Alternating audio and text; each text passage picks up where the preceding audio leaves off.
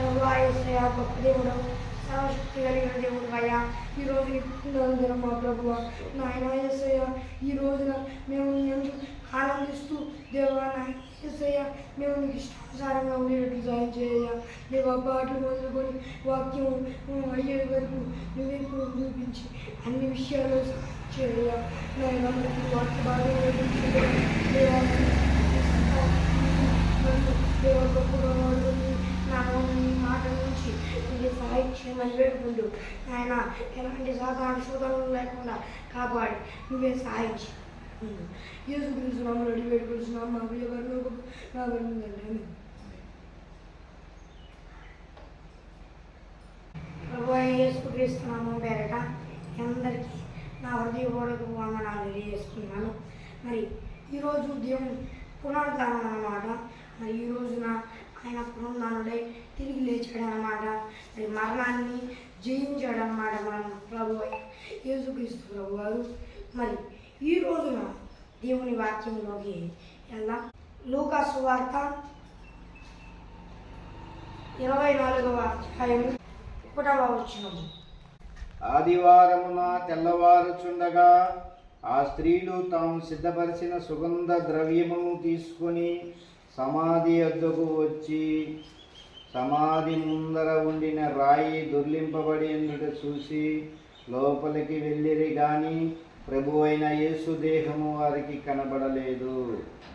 ఇందును గూర్చి వారికి ఏమీ తోచుకొని ఉండగా ప్రకాశమానమైన వస్త్రములు ధరించిన 2 మనుషులు వారి యొద్ద నిలవబడిరి. వారు భయపడి ముఖమును నేలమోపి ఉండగా, వీరు సజీవుడైన వాణ్ణి మీరు ఎందుకు మృతుల్లో వెతుకుచున్నారు? ఆయన ఇక్కడ లేడు, ఆయన లేచి ఉన్నాడు. ఆయన ఇంకా గలిలీలో ఉండినప్పుడు మనిషి కుమారుడు పాపిష్టులైన మనుషుల చేతికి అప్పగింపబడి సిలువ వేయబడి 3వ దినమందు లేపవలసి ఉన్నదని ఆయన మీతో చెప్పిన మాట జ్ఞాపకం చేసుకున్నదని వారితో అనిరి. అప్పుడు వారు ఆయన మాటలు జ్ఞాపకం చేసుకొని సమాధి వద్ద నుండి తిరిగి వెళ్ళి ఈ సంగతులన్నీ 11 శిష్యులకు తక్కిన వారందరికీ తెలియజేసిరి. చాలు. మరి ఇక్కడ చూసుకున్నట్లయితే మరి యేసు క్రీస్తు ప్రభు వారు శుక్రవారం మరి కలవరి గిరిలో హెబ్రీ భాషలో మరి గోత అనే స్థలాన మరి ఆయన సిలువ వేడి పెట్టడం జరిగిందన్నమాట. ఆయన పక్కన ఒక పక్కన ఒకళ్ళు మధ్యలో ఆయన సిలువ వేయడు పడడం జరిగిందన్నమాట. అప్పుడు ఆ సమయాన్ని మరి ఆయన సిలువ వేయబడినప్పుడు మరి పిలాతు అందరు చనిపోయారో లేదో తెలియదు కదా. అప్పుడు చనిపోయారు అనే అనుకున్న పిలాతు ఏం చెప్పాడంటే, మీరు అందరు కాళ్ళు నరిగేయండి చచ్చిపోతారు అని చెప్పడం చెప్పింది. అప్పుడు వచ్చారన్నమాట ఆ సైనికులు. అప్పుడు యేసుక్రీస్తు ప్రభు వారిని చూసినప్పుడు బెల్లంతో పుట్టించినప్పుడు ఆయన చనిపోయాడు అప్పటికే. అంటే ఆయన ఆత్మను తండ్రికి అప్పగించి ఆయన ప్రాణాన్ని విడిచాడనమాట. అందుకని ఆయన కాళ్ళను నరికి వేయలేదన్నమాట. ఆ ఇద్దరు ఉన్నారు కదా, వారి కాళ్ళను నరికారన్నమాట ఆ సైనికులు. అయితే ఆ సమయాన పిలాతు దగ్గరకు మరి అరిమత్తయి అనే ఒక ఆయన వచ్చాడనమాట. యేసుక్రీస్తు ప్రభువు నేను శరీరాన్ని ఎత్తికెళ్తాను అని చెప్పి అడిగాడనమాట పిలాతుని. అప్పుడు ఏం జరిగిందంటే పిలాతు సైనికుడిని పిలిచి, ఇప్పుడే ఆయన చనిపోయాడా అని చెప్పి అడగడం జరిగిందనమాట. అప్పుడు అవునా అని చెప్పి ఆయన శరీరాన్ని యేసుక్రీస్తు ప్రభు వారి శరీరాన్ని అరిమత్తయి అనే యోసేపు గారి దగ్గరికి ఆయనకి అప్పగియడం జరిగిందనమాట. అప్పుడు దానికి ఎదురే అంటే యేసుక్రీస్తు ప్రభు వారిని సిలువ వేసిన దానికి దగ్గరలోనే ఒక తోట, ఆ తోటలో ఒక సమాధి ఉండేదన్నమాట. దాంట్లో ఎవ్వరు పాతి పెట్టబడి ఉండలేదన్నమాట. దాంట్లో ఆయన్ని సమాధి చేయాలని చెప్పి దాంట్లో సమాధి చేశారన్నమాట. ఎందుకంటే తరువాత రోజు విశ్రాంతి దినం కాబట్టి, విశ్రాంతి దినాన్ని ఎవరు సులువు మీద ఉండకూడదు కాబట్టి అలా ముందు రోజే చేయడం జరిగిందన్నమాట. అయితే తరువాత రోజున శాస్త్రులు పరిసయ్యులు యూదుల పెద్దలు మరి ఈ పిలాతు అనే ఆయన దగ్గరికి వచ్చి ఆయన 3వ దినాన లెగుస్తా అని చెప్పాడు. ఆయన శిష్యులు ఏమన్నా ఆయన శరీరాన్ని ఎత్తుకెళ్తారేమో, మీరు కాపలి వాళ్ళని పెట్టండి, వాళ్ళు ఏమన్నా ఎత్తుకెళ్ళి ప్రభువు లేచాడు అని చెబుతారేమో అని చెప్పి పరిసయ్యులు, సద్దుకేయులు, శాస్త్రులు అన్నారన్నమాట. అప్పుడు దిట్టమైన సైనికులను కూడా అక్కడ పెట్టడం జరిగిందన్నమాట. ఇవన్నీ ఆయన బైబిల్ పరిశుద్ధ గ్రంథంలో రాయబడి ఉన్నదన్నమాట. చూసుకున్నట్లయితే అప్పుడు మరి ఆయన్ని అక్కడ సైనికులను పెట్టి ఉంచారన్నమాట. అప్పుడు ఏం జరిగిందంటే మరి 3వ దినం ఆదివారం తెల్లవారుజాము 3 గంటలకు యేసుక్రీస్తు ప్రభు వారు మరి తిరిగి లేచాడనమాట. మరి అప్పుడు ఆ సమయాన దూతలు వచ్చి చేశారనమాట. ఆ దాని దెబ్బకి ఏం జరిగిందో తెలుసా? ఇక్కడ మనం చూసుకున్నట్లయితే ఏం జరిగిందంటే అప్పుడు సైనికులు ఉంటారు కదా, వాళ్ళు ఆ దూత దెబ్బకి ఆ ప్రభావం దెబ్బకి చచ్చిన వాళ్ళ వల్లే పడి ఉన్నారనమాట. ఇంచుమించు ఆ సమయమున మరి మగ్దలేని మరియా వీళ్ళందరూ మరి సుగంధ ద్రవ్యాలు అంటే వాసన రాకుండా ఉండడానికి సుగంధ ద్రవ్యాలు సిద్ధపరచుకొని ఆయన సమాధి దగ్గరికి వచ్చారనమాట. వచ్చేటప్పుడు అనుకున్నారు అసలు ఎవరు దొంగిలిస్తారా ఆ రాయిని, గట్టిగా ఉంది కదా అక్కడ అని అనుకున్నారు. అయితే ఇప్పటికే ప్రభువారు లేకపోవడం వల్ల అక్కడ రాయి తొలింపబడి ఉంటాం.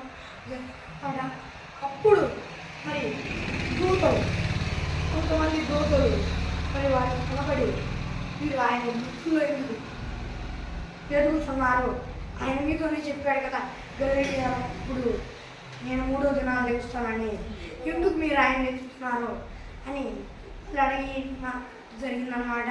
అప్పుడు ఆయన సహోదరులు ఆయన శిష్యుల దగ్గరికి వెళ్ళి ఆయన తిరిగి లేచాడు అనే విషయాన్ని తెలపండి అని చెప్పడం జరిగిందనమాట. అప్పుడు ఆ దూతలు మగ్దలేని మరియా వీళ్ళు వచ్చారనమాట. అయితే ఇక్కడ మన విషయాన్ని తెలుసుకోవాలన్నమాట. ఏంటంటే ఇక్కడ దేవుని మీద నమ్మకం లేకపోవడం. ఎందుకంటే చాలామంది ఈ రోజుల్లో కూడా యేసు ప్రభు వారు దగ్గరికి అన్నవాసన మగ్దలేని మరియా వీళ్ళందరూ వెళ్ళారు కాబట్టి మనం కూడా సమాధుల దగ్గరికి వెళ్దాం, సుగంధ ద్రవ్యాలు పోద్దాం అని అనుకుంటున్నారనమాట. అది చాలా తప్పు అనమాట. ఎందుకంటే ఆనాడు చేసింది మగ్దలేని మరియా వీళ్ళు చేసింది తప్పు అనమాట. ఎందుకంటే ఆయన 3వ దినాలు లెగుస్తా అన్నాడు. లెగుస్తా అని చెప్పినప్పుడు అపనమ్మకంతో వెళ్దామని మనం భావించుకోవాలన్నమాట. అందుకని అలా చేయకూడదు అనమాట. మరి మనం చూసినట్లయితే ఆనాడు వాళ్ళు అపనమ్మకంతో ఉన్నారన్నమాట. అయితే ఉండవది అపనమ్మకంతో ఉంటే అలా ఉండకూడదని దూత చూడడం జరిగింది. మరి వీళ్ళు ఆయన స్నేహితులు ఆయన శిష్యులైన 11 మందిని ఇంకొంతమందికి తెలియజెప్పడానికి వీళ్ళు వెళ్ళారన్నమాట. ఆ సమయాన కొంతమంది సైనికులు ఉన్నారు కదా, వాళ్ళు ఈ యోగా పెద్దల దగ్గరికి పరిచయం దగ్గరికి వచ్చి పురంధానుడై యేసుక్రీస్తు ప్రభు తిరిగి లేచాడని ఇంకా అక్కడ జరిగిన సంగతులను గురించి చెప్పారన్నమాట. అప్పుడు లంచం అంటే ఆ పరిచయం ఏం చేశారంటే డబ్బు లంచం ఇచ్చారన్నమాట. చాలా ధనము ఇచ్చారని బైబిల్ రాయబడి ఉన్నదన్నమాట. మరి లంచం ఇచ్చి ఆ సైనికులతో ఏం చెప్పమన్నారంటే మేము నిద్రపోతా ఉన్నాము, ఆయన శిష్యులు వచ్చి శరీరాన్ని ఎత్తుకుని వెళ్ళారు అని అబద్ధం ఆడమని చెప్పడం జరిగిందన్నమాట. ఇంకో మాట కూడా చెప్పారు, పిలాతు మిమ్మల్ని ఏమి చంపేయడు, మేము చెప్తాం ఆయనకి చక్కగా చెబుతాం, మీకు ఏ ఇబ్బంది ఉండదు, అట్లా చెప్పండి అని చెప్పడం జరిగిందన్నమాట. అప్పుడు ఆ పిలాతు వాళ్ళు జనాలు అందరూ అడిగినప్పుడు తమకు బోధింపబడిన ప్రకారం చెప్పారన్నమాట. యేసుక్రీస్తు ప్రభువారు నిజంగా తిరిగి లేచినా కూడా వాళ్ళు అలా చెప్పించారన్నమాట. ఆయన తిరిగి లేచిన విషయం ఈ పరిసయ్యులు, శాస్త్రులు, ఈ యోధా పెద్దలకి అందరికి కూడా తెలుసు అన్నమాట. మగ్దలేని మరియమ్మ అలాగే ఇంకొంతమంది స్త్రీలు యేసుక్రీస్తు ప్రభువారి సహోదరులను ఆయన శిష్యులైన వారికి చెప్పారన్నమాట. వాళ్ళల్లో పేతురు అలాగే యేసుక్రీస్తు ప్రభువారు ప్రేమించిన ఒక శిష్యుడు ఇద్దరు కలిసి సమాధి దగ్గరికి పరిగెత్తుకుంటూ వచ్చారన్నమాట. అయితే పేతురు గారి కంటే యేసుక్రీస్తు ప్రభువారు ప్రేమించిన శిష్యుడు వేగంగా వెళ్ళాడు అన్నమాట. యోహాను సువార్త 20వ అధ్యాయము 2వ వచనము. కనుక ఆమె పరిగెత్తుకొని సీమోను పేతురు వద్దకు, యేసు ప్రేమించిన మరి యొక్క శిష్యుని వద్దకును వచ్చి ప్రభువును సమాధిలో నుండి ఎత్తుకొని పోయి ఆయన ఎక్కడ ఉంచుడో ఎరుగుమని చెప్పెను. కాబట్టి పేతురును ఆ శిష్యును బయలుదేరి సమాధి వద్దకు వచ్చిరి. ఇంకప్పుడు ఆ విషయాన్ని తెలియజేశారన్నమాట. అయితే మరి సమయాన యేసు ప్రభు ప్రేమించిన శిష్యుడు అలాగే పేతురు ఇద్దరు కలిసి మరి సమాధి దగ్గర వచ్చారన్నమాట. అయితే ఆ సమయాన ఆయన ఆయన ప్రేమించిన శిష్యుడు పేతురు కంటే ఎక్కువగా స్పీడ్గా పరిగెత్తి సమాధి దగ్గరకు వచ్చి సమాధిలో ప్రవేశించకుండా ఆగాడనమాట. ఆ తర్వాత లోపలికి వెళ్ళాడనమాట. శిష్యుడు వెళ్ళి చూశాడనమాట. చూసి ప్రభువారు లేచాడు అని నమ్మాడనమాట. మరి ఆ సమయంలో మరియా ఏం చేసిందంటే యోహాను సువార్త 20వ అధ్యాయం 11వ వచనం. అయితే మరియా సమాధి బయట నిలిచి ఏడ్చుచుండెను. ఆమె ఏడ్చుచు సమాధిలో వంగి చూడగా తెల్లని వస్త్రములు ధరించిన ఇద్దరు దేవదూతలు యేసు దేహం ఉంచబడిన స్థలములో తల వైపున ఒకడును కాల వైపున ఒకడును కూర్చుండుట కనబడి వారు, అమ్మా ఎందుకు ఏడ్చుచున్నావు అని ఆమెను అడుగుగా, ఆమె నా ప్రభువుని ఎవరో ఎత్తుకొని పోయిరి, అయినను ఎక్కడ ఉంచిరో నాకు తెలియలేదని చెప్పాను. మరి ఇంకా సమయాన మగ్దలేని మరి వచ్చి యేసుక్రీస్తు ప్రభువారిని చూడాలి అని చెప్పి వచ్చిందన్నమాట. ఆ సమయాన యేసుక్రీస్తు ప్రభువారి శరీరం అక్కడ లేకపోయేసరికి భయంతో ఎక్కడుందో ఆయన శరీరం ఎవరికి వెళ్ళారో అని చెప్పి భయంతో ఏడ్చిందనమాట. ఆ సమయాన ఇద్దరు దేవదూతలు యేసుక్రీస్తు ప్రభువారి తల ఉంచబడిన స్థలాన ఒక దేవదూత, అలాగే యేసుక్రీస్తు ప్రభువారి కాళ్ళు ఉంచబడిన స్థలాన రెండవ దేవదూత కూర్చొని ఉన్నారన్నమాట. అప్పుడు ఆ దేవదూతలు అడిగారన్నమాట, అమ్మ ఎందుకు ఏడుస్తున్నావు అని అడిగారన్నమాట. అప్పుడు ఆమె ఏం చెప్పిందంటే, నా ప్రభువును ఎవరో ఎత్తుకొని పోయిరి, ఆయనను ఎక్కడ ఉంచిరో నాకు తెలియదు అని చెప్పిందనమాట ఆమె. అప్పుడు యేసుక్రీస్తు ప్రభువారు ఏం చెప్పాడంటే, యేసుక్రీస్తు ప్రభువారు వెనకమాల నుండి, అమ్మా ఎందుకు ఏడుస్తున్నావు, ఎవరిని వెతుకుతున్నావు అని ఆమె అడిగాడు అనమాట. అందుకు ఆమె ఆయన తోటమాలి అంటే ఎక్కడ తోట అని చెప్తున్నాం కదా, ఆ తోటమాలి అనుకుని ఏమని అనుకుందంటే, అయ్యా నీవు ఆయన మోసుకుని పోయిన ఎడల ఆయన ఎక్కడ ఉంచుతావో చెప్పు, నేను ఆయన ఎత్తుకొని పోతానని ఉందన్నమాట. అప్పుడు ఆమెను చూసి మరియా యేసుక్రీస్తు ప్రభువారు పిలిచినప్పుడు ఆమె ఆయన వైపు చూసి హెబ్రీ భాషలో రబ్బు అని పిలిచిందన్నమాట. ఇక్కడ మనం కొన్ని విషయాల్ని తెలుసుకోవాలన్నమాట. ఏంటంటే ఆయన మొట్టమొదటిగా ఎవరు కనపడ్డాడంటే ఒక స్త్రీ కనపడ్డాడు అనమాట. అది కూడా ఆమె ఎంతో భయపడతా బాధపడుతూ ఆయన ఎంతో ప్రేమించి ఆయన ఏం చేశాడు ఎక్కడున్నాడు అని చెప్పి అమ్మ అనమాట. అయితే ఒక విషయంలో చెప్పుకోవాలంటే ఆమె దేవుడి మాట మర్చిపోయింది అనుకోవచ్చు. అయితే అప్పుడు యేసుక్రీస్తు ప్రభువారు కనబడడం జరిగిందన్నమాట. అయితే అప్పుడు ఏం జరిగిందంటే, నన్ను ముట్టుకొనవద్దు అని యేసుక్రీస్తు ప్రభువారు చెప్పారనమాట. అయితే ఇక్కడ ఒక విషయాన్ని తెలుసుకోవాలి, ఆయన తండ్రి యుద్ధకు వెళ్ళలేదన్నమాట. ఇంకా తండ్రి యుద్ధకు వెళ్ళలేదు కాబట్టి నన్ను ముట్టుకొనవద్దు అని యేసుక్రీస్తు ప్రభువారు చెప్పారనమాట. అప్పుడు మగ్దలేని మరియా వచ్చి ఆయన శిష్యుడితో ఆ మాట చెప్పిందన్నమాట. అప్పుడు ఏం చేశారంటే శిష్యుడు అప్పుడు కూడా వాళ్ళు భయపడతానే ఉన్నారన్నమాట. యూదులు ఏమైనా చేస్తారేమో అని భయపడి వాళ్ళు గదిలో తలుపులు వేసుకొని బిగించుకొని భయపడదా ఏందో ఈ పరిస్థితి ఏంది అని చెప్పి కొనిగారనమాట. అయినా వాళ్ళు భయపడకూడదు, కానీ వాళ్ళు భయపడ్డారనమాట ఆ రోజున. దీని ద్వారా మనం తెలుసుకోవాలి ఏంటంటే, ప్రభువుని వాళ్ళు చూశారు, విన్నారు. ఆయన 3వ దినాన లిగుస్తాను అని చెప్పాడనమాట. కానీ వాళ్ళు అపనమ్మకంతో తలుపులు మూసుకొని ఉన్నారనమాట. వాళ్ళు అట్లా తప్పు చేశారనమాట. మనం అలా ఎన్నడూ తప్పు చేయకూడదనమాట. ఆనాడు వాళ్ళు అలా తప్పు చేశారు. కానీ ఇప్పుడు మనం అలా చేయకూడదు అన్నమాట. మనకి ఏమన్నా ఇబ్బందికరమైన పరిస్థితులు వచ్చినా కూడా మనం తప్పు చేయకూడదు. మనకు కూడా ఇబ్బందికరమైన పరిస్థితులు వస్తాయి. ఆ సమయాన దేవుడు ఏ ఇబ్బంది ఉండదని దేవుడు చూతాడు. కానీ మనం భయపడతాం, ఏమన్నా ఇబ్బంది అయిద్దేమో అని చెప్పి అపనమ్మకంతో ఉంటాం. అలా ఉండకూడదు అన్నమాట. మరి ఆనాడు వాళ్ళు తలుపులు మూసుకొని భయపడతా ఉన్నట్టు మనం అలా ఉండకూడదు అన్నమాట. ఆనాడు యేసుక్రీస్తు ప్రభువారు తిరిగి లెగుస్తానని చెప్పాడు, కానీ వాళ్ళు భయపడ్డారు. ఈ రోజున మనకి దేవుడు ఎన్నో విషయాలు చెబుతున్నాడు, అయినా కూడా మనం భయపడుతున్నాం. అలా ఉండకూడదు అన్నమాట. మరి అయితే ఆ సమయాన యేసుక్రీస్తు ప్రభువారు మరి వారికి ప్రత్యక్షమయ్యాడనమాట. మరి ఆ సమయాన ఆయన శిష్యుడైన అపోస్తులుడైన తోమా అక్కడ లేడనమాట. మరి మన భారతదేశానికి ఆయన వచ్చాడు కదా, మరి ఆయన లేడనమాట. ఆ తరువాత ఆయన శిష్యులు మరి ఆ విషయాన్ని తను వచ్చినప్పుడు చెప్పారనమాట. ఆ విషయాన్ని తోమా నమ్మలేదన్నమాట. మనం అలా ఉండకూడదు అన్నమాట. మరి తోమా అంటే మన భారతదేశానికి వచ్చాడు కదా, తోమా అపోస్తులుడైన తోమా, ఆయన యేసుక్రీస్తు ప్రభువారు వచ్చాడు అని నమ్మలేదన్నమాట. మనం చూసుకున్నట్లయితే యోహాను సువార్త 20వ అధ్యాయం 24వ వచనం. యేసు వచ్చినప్పుడు 12 మందిలో ఒకడైన దిదుమానబడిన తోమ వారితో లేకపోయినా.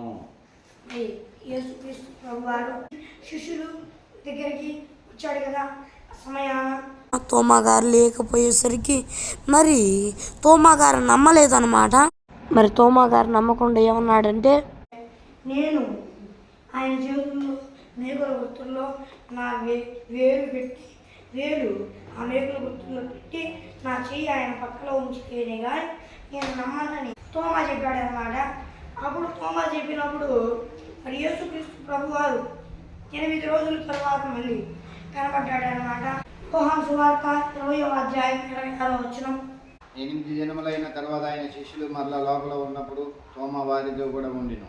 తలుపులు మూయబడి ఉండగా యేసు వచ్చి మధ్యన నిలిచి, మీకు సమాధానం కలుగునుగాక అనెను. తర్వాత తోమా చూసి నీ వేలు ఇటు చాచి నా చేతులు చూడుము, నీ చేయి చాచి నా పక్కలో ఉంచి ఆ అవిశ్వాసివి కాక విశ్వాసవే ఇందుమని. అందుకు తోమా ఆయనతో, నా ప్రభువా నా దేవా అని. యేసు, నువ్వు నన్ను చూసి నమ్మిదివి, చూడక నమ్మిన వారు ధన్యులని అతనితో చెప్పిన. ఒకటి గమనించాలి, నేను ఇవన్నీ ఎందుకు చదువుతున్నానంటే పునరుద్ధానం గురించి చెప్పి ఇలా జరిగిందని చెప్పి ముగియొచ్చు అన్నమాట. నేను ఎందుకు ఇలా ముగించలేదంటే మరి కొన్ని విషయాలు పునరుద్ధానం జరిగిన తర్వాత ఏం జరిగిందనే విషయాలు కూడా కొన్ని చూద్దామని ఆశించడం వల్ల నేను చెప్తున్నాను, త్వరలో ముగిస్తున్నాను వాక్యాన్ని. ఆ సమయాన మరి తోమా అపోస్తులుడైన తోమా నమ్మలేదు కదా. ఇంకా అప్పుడు యేసుక్రీస్తు ప్రభువారు 8 దినాలకి మరి తోమా అలాగే అందరు శిష్యులు ఉన్నప్పుడు యేసుక్రీస్తు ప్రభువారు వచ్చాడనమాట. వచ్చి సమాధానం కలుగును గాక అని చెప్పి, ఈ వేలు ఇటు చాచి నా చేతులు చూడుము, నా పక్కలో ఉంచి విశ్వాసివై ఉండుము అని దేవుడు చెప్పడం జరిగిందనమాట. అయితే ఇక్కడ ఒక విషయాన్ని మనం గమనించాలన్నమాట. ఆనాడు తోమా అవిశ్వాసిగా ఉన్నాడనమాట. యేసుక్రీస్తు వారిని చూసి దాంట్లో ఆయన చేతుల్లో గాయాల్లో చేయి పెట్టి ఆయన పక్కలో చేయించితేనే కానీ నేను నమ్మను అని అంత ఖండితంగా చెప్పాడనమాట. అలా మనం ఈనాడు కూడా అవిశ్వాసులుగా ఉండకూడదు అనమాట, విశ్వాసం కలిగి ఉండాలన్నమాట. ఆనాడు యేసుక్రీస్తు ప్రభువారు కనబడ్డాడు, అప్పుడు తోమా నమ్మాడనమాట. అంతకంటే ముందు శిష్యులు అందరూ నమ్మారు, అయితే తోమా నమ్మలేదన్నమాట. అలా నమ్మకుండా ఉండకూడదు, నమ్మాలి. ఇక్కడ మనం ఒక విషయం తెలుసుకోవాల్సింది ఏంటంటే అవిశ్వాసంతో ఉండకూడదు అనమాట. ఆనాడు తోమా అవిశ్వాసంతో ఉన్నాడు. ఎందుకంటే ఆయన ప్రభువారు అప్పటికే చెప్పాడు, నేను 3వ దినాలు లెగుస్తానని. అయినా కూడా అవిశ్వాసంతో ఉన్నాడు. ప్రభువారు 3వ దినాలు లెగుస్తానని ఆయన ముందే చెప్పాడు, కానీ తోమా అవిశ్వాసంతో ఉన్నాడనమాట. అలాగే మన జీవితాల్లో కూడా దేవుడు నేను చేస్తానని మనకి మాటిస్తాడనమాట, కానీ దేవుడు చేస్తాడో చేయడో అని చెప్పి మనం అవిశ్వాసంతో ఉండకూడదు అనమాట. ఖచ్చితంగా ఆయన చేస్తాడు, ఆయన మాట కానీ ఇచ్చాడంటే ఖచ్చితంగా చేస్తాడని మనం తెలుసుకోవాలన్నమాట. అయితే ఇలా జరిగిందన్నమాట. అయితే యేసుక్రీస్తు ప్రభువారి పునరుద్ధానంలో ఇలా జరిగింది. అయితే మనం దీని ద్వారా కొన్ని విషయాలు తెలుసుకోవాలి. ఏంటంటే ఆయన మొదట ఎవరికి కనబడ్డాడంటే ఒక స్త్రీకి కనబడ్డాడు అనమాట. మరి ఆ సమయాన మరి యేసుక్రీస్తు వారు నా సహోదరులకి నా శిష్యులకి చెప్పని దేవుడు చెప్పాడనమాట. అయితే మరి ఈ వాక్యంగా దేవుడు ఏం చెప్పేది ఏంటంటే మరి నేను పొందాలు ఉన్నాయి లేచానని చెప్తున్నాడు. అయితే ఆ సమయాన జరిగిన సంగతుల గురించి నేను మీకు చెప్పాలి అని ఆశించి చెప్పడం జరుగుతుందన్నమాట. ఆయన లేచి ఎంతోమంది కనబడ్డాడు. ఆయన ఆ తర్వాత పరలోక రాజ్యానికి తండ్రి దగ్గరికి వెళ్ళాడనమాట. వారిని అందరినీ దీవించి మరి ఇక్కడ మనం ఇంకో విషయాన్ని తెలుసుకోవాలన్నమాట. ఆయన ఎన్నో కార్యాలు చేశాడు.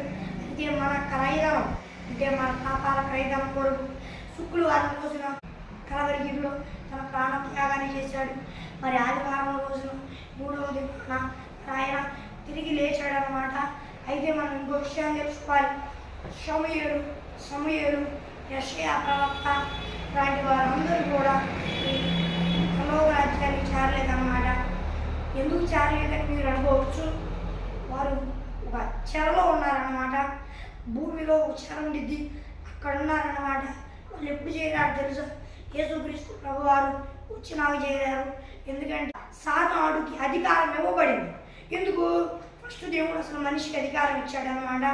అయితే ఆ అధికారాన్ని సాతానుడు చేతికి మనిషి అప్పగించాడనమాట. దాని దెబ్బకి మనిషి సాతానుడికి అప్పచెప్పేటప్పటికి ఆ అధికారాన్ని మరి సాతానుడి చేతిలో ఉంది. దాని ద్వారా మరి యేసుక్రీస్తు ప్రభువారు చెప్పినట్లు ప్రతి ఒక్క మనిషికి మరణం అనేది కలుగుతుందన్నమాట.